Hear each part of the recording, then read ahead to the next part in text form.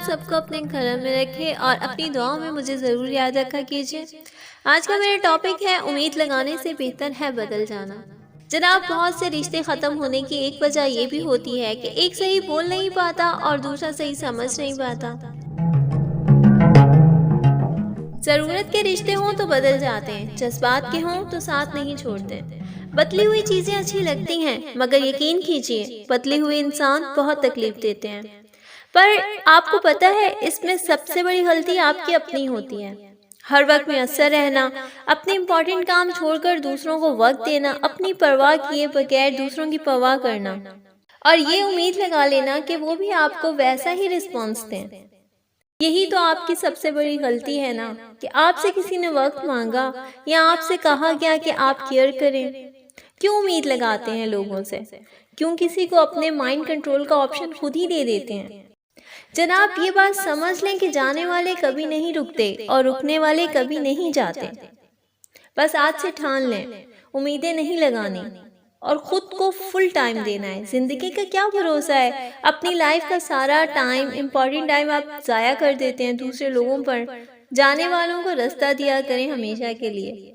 بڑے بزرگ کہہ گئے ہیں نا کہ ہاتھوں کی لگائی دانتوں سے کھولنی پڑتی ہے۔ اس لیے یہ تو بالکل مت سوچیں کہ آپ نے جو کسی کے ساتھ کیا وہ آپ کے ساتھ نہیں ہو سکتا۔ بالکل ہوگا۔ ہمارا ہر عمل ہمارے آگے آتا ہے۔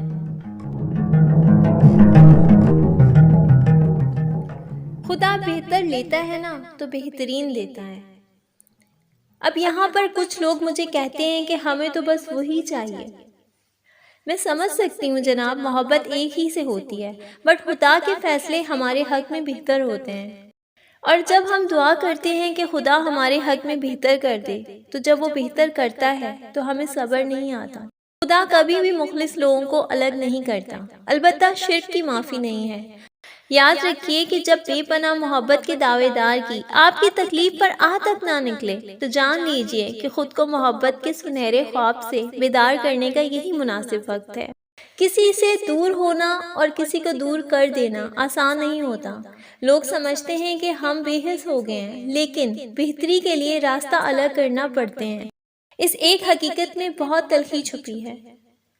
ہو سکتا ہے کہ جسے آپ بے روحی سمجھ رہے ہوں وہ اس شخص کی ذات کا اذیت بھرا دور ہو۔ بس سمپل سی بات یہ ہے کہ کسی سے امیدیں لگانے کے بجائے خدا سے امیدیں لگائیں اور اپنے آپ کو اپنی زندگی کے کاموں میں مصروف رکھیں۔ اپنی لائف کا ایک مقصد بنا لیں اور اس مقصد کو پورا کرنے میں لگ جائیں۔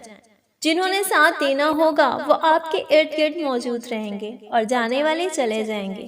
اپنی آنکھیں اور کان ضرور کھلے رکھیں۔ جو ساتھ رہ جائیں، ساتھ رہنے والوں کو اپنی زندگی اور اپنی توجہ ضرور دیں اور جانے والوں کو دوبارہ زندگی میں آنے نہ دیں۔ آخر میں بس اتنا ہی، جس میں حوصلہ ہو تنہا چلنے کا، جس میں حوصلہ ہو تنہا چلنے کا، وہ راستے میں بچھے کانٹوں سے گھبرایا نہیں کرتا۔ سپورٹ کرنے کا دل سے شکریہ۔ Thanks for watching. اللہ حافظ۔